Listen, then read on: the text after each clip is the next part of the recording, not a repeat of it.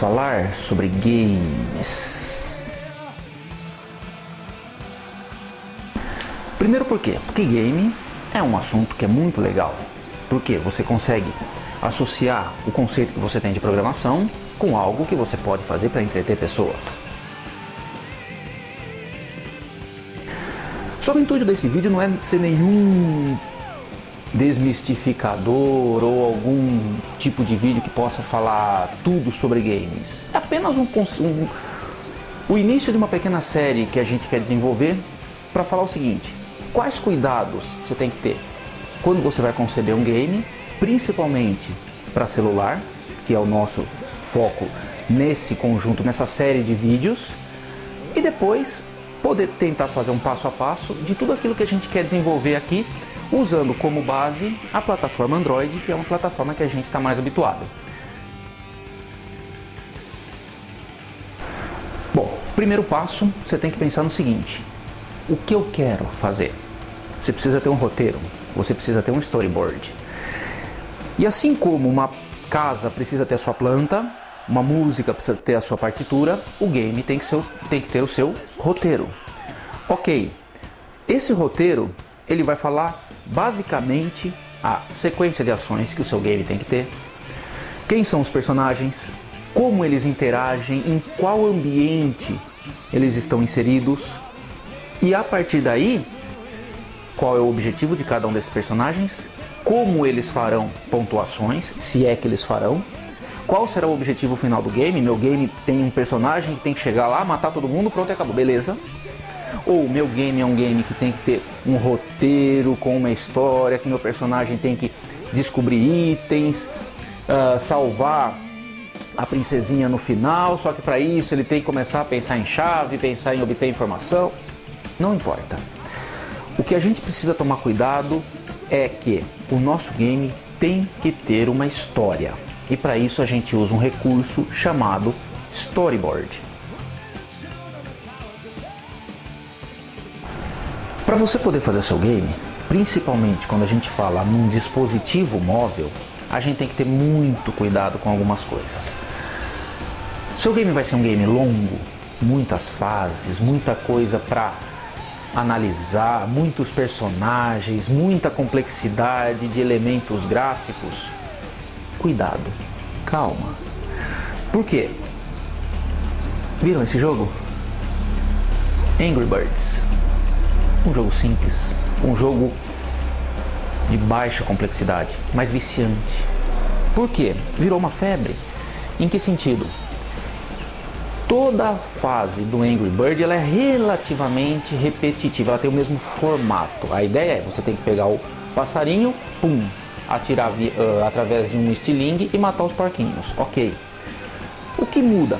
O cenário. O cenário é a disposição dos elementos na tela e alguns recursos que esses passarinhos têm.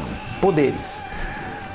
Mas ele é um jogo simples. Ele é um jogo simples porque ele é um jogo de tiro, ele é um jogo de mira, ele é um jogo que envolve alguns conceitos matemáticos de parábolas e só.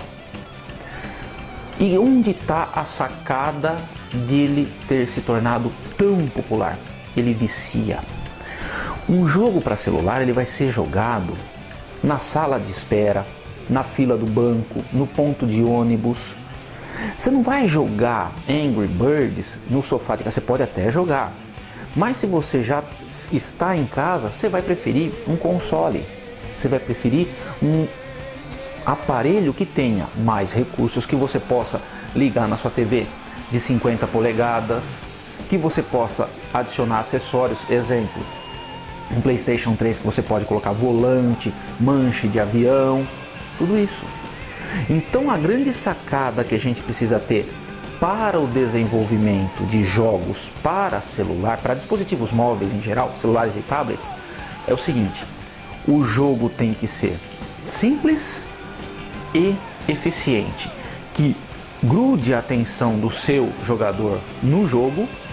Ele pode ser repetitivo, ele pode usar clichês, fórmulas já prontas, mas ele também tem que ser algo que possa motivar o seu jogador a se tornar um grande potencial cliente das fases do seu game.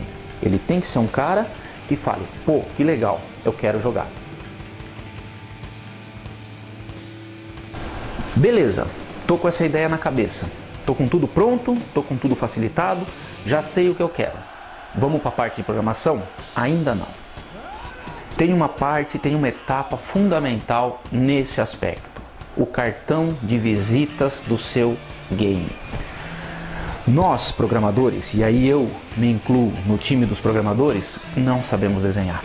São raros os programadores que sabem desenhar, ou que sabem usar uma ferramenta de desenho, um Photoshop, um CorelDRAW, um GIMP. Ok. Mesmo que você saiba usar essas ferramentas, às vezes a gente não tem o talento suficiente de uma pessoa de gráfico. Uma pessoa de gráfico, qual profissional? Um designer. O cartão de visitas do seu jogo é a parte visual. Você pode ter um jogo maravilhoso, com uma jogabilidade, uma ideia super inovadora, mas você não sabe desenhar. Então o seu jogo torna-se algo cansativo, algo que não atrai o jogador. Se você quer massificar o uso do seu game, se você quiser popularizar seu game, o cartão de visitas tem que ser muito bem feito. Ok, e você, como programador, tem que saber pedir para o seu designer o que ele quer.